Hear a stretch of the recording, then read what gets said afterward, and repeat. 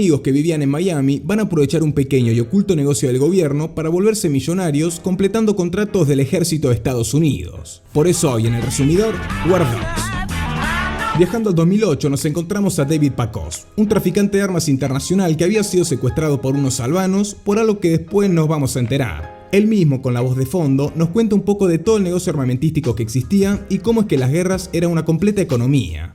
Viajando al pasado en el 2005, David Pacos era un hombre de 22 años que trabajaba dándole masajes a hombres ricos de Miami Beach. Pero después de años trabajando en esto, nuestro protagonista se harta y decide invertir todos sus ahorros en una gran idea: ¿vender armas al ejército?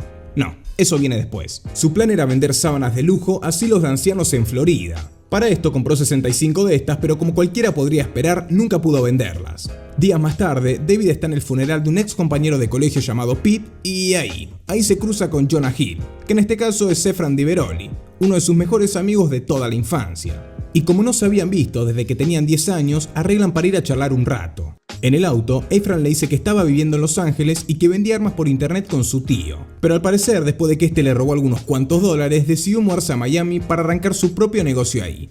A todo esto, tuvieron la gran idea de ir a comprar un poco de marihuana. Un grupito bastante sospechoso le dicen a Efraim que le venden, entonces le da $300, pero lo cagan como el mejor y no le dan nada. El problema es que Efraim, que digamos no es muy normal, y decide hacer lo siguiente. Más tarde, David vuelve a su casa con su novia, en donde nos damos cuenta de que claramente ya habían conseguido la marihuana. En los próximos días sigue tratando de vender sábanas, pero vende cero. Entonces decide ir a ver a su amigo, que ahora le vende armas al ejército de Estados Unidos y se estaba llenando de plata. Aparentemente el gobierno tenía una página web en donde estaba cada contrato militar a la espera de ser completado. Y como las grandes empresas ignoraban los contratos chicos, ahí es donde ellos iban a apuntar, a las migajas. Al otro día, Is le dice a David que estaba embarazada. Después de contarle esto a su amigo, Efraim lo invita a unirse al negocio y a trabajar con él. Pero como no era un trabajo muy normal que digamos, David le miente a su novia y le dice que ahora le estaba vendiendo las sábanas al ejército de Estados Unidos. Parecido. Para empezar la compañía necesitan plata para comprar armas. Entonces acá aparece Ralph Slutky, un hombre de Miami que supuestamente se dedicaba a limpiar ropa. Este tipo pone la plata para empezar con el negocio a cambio de una parte de la compañía y se convierte en el tercer socio. A todo esto nos enteramos que nuestros amigos no solo venden armas, sino que también salen de fiesta por la noche y son golpeados por el mismísimo Dan Bilzerian. Después de esto, David recibe una llamada del Capitán Santos para enterarse que el contrato de las Beretta era 10 veces más grande que cualquier otra cosa que habían hecho, lo que les iba a terminar dando mucho, pero mucho dinero. Pero hay un problema. Las Berettas son pistolas que se hacen en Italia y este país tiene prohibido enviar cargas a Irak. Entonces ellos van a mandarlas desde Italia a Jordania y de ahí a Bandar, Irak. Y quizás te estás preguntando, ¿esto era legal? Ilegal no es.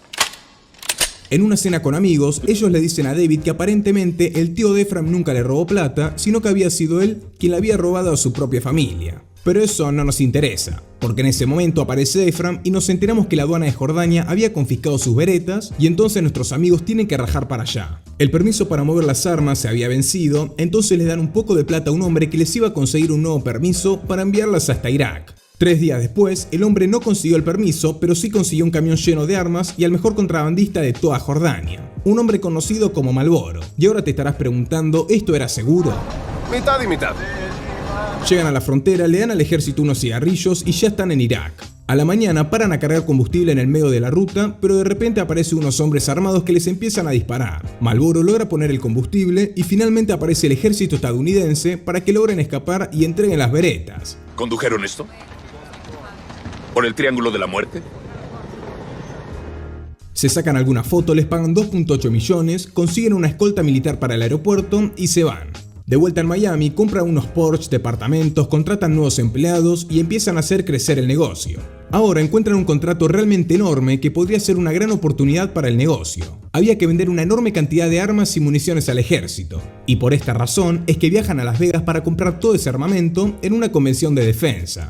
Pero después de todo un día de reuniones, cuando parecía imposible conseguir y mover esas armas, conocen a Henry Girard, una leyenda entre los traficantes de armas quien tiene contactos en Albania y puede conseguir la orden entera. Ah, sí, y Henry también era conocido por estar en la lista de vigilancia terrorista. Después de esto, nuestros protagonistas van hasta Albania.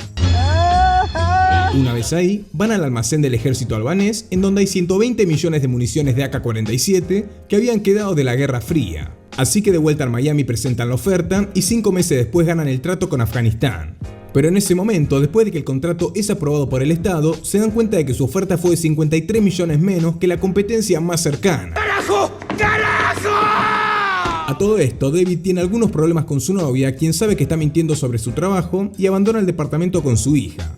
Ahora sí, nuestros amigos están listos para ir a Albania y ganar 30 millones en 2 meses, pero antes hacen un acuerdo oficial de asociación. En Albania, David está preparando todo, pero hay un problema con la munición. Es China, y Estados Unidos tiene un embargo contra China y no puede usar munición china. Entonces la idea es volver a embalar todos los proyectiles, ya que sin las cajas de madera, Estados Unidos nunca sabrá que la munición es china. Durante 2 meses cambian las pesadas cajas de madera por pequeñas cajas de cartón, y aunque el reembalaje costó $100.000 en salarios, termina ahorrando millones de dólares en transporte. Ya para Navidad, logran enviar las primeras 5 millones de municiones, pero Ephraim se da cuenta de que Henry, el hombre que les había conseguido las municiones, las había pagado a un precio realmente bajo y había ganado mucho dinero con ese trato. David le dice que no haga nada, que todos estaban ganando dinero y que era justo, pero Ephraim toma el contrato y decide hacer algo.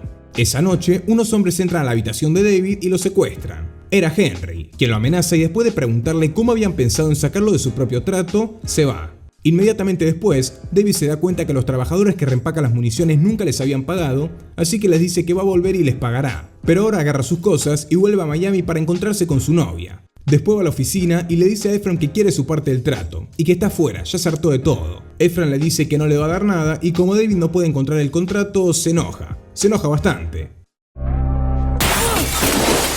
3 meses después, David vuelve a su aburrida vida trabajando como masajista, pero Ephraim lo llama para hablar y arreglar algo. Le ofrece $200.000, pero no, Ephraim, eso es muy poca plata. Entonces David lo amenaza con contar todo lo que hicieron a la policía, por lo que la reunión no sirve de mucho, más que para poner un poco de tensión. Ya una vez en su departamento, a David lo llama del New York Times, porque sí, su plan ya no era tan secreto y todo el mundo estaba investigando sobre su empresa y un posible reempacado de munición china. Después de esto, nuestros 2 amigos se encuentran en el ascensor. Ephraim dice que lo siente, pero David le dice que siempre está actuando y que nunca han sido mejores amigos.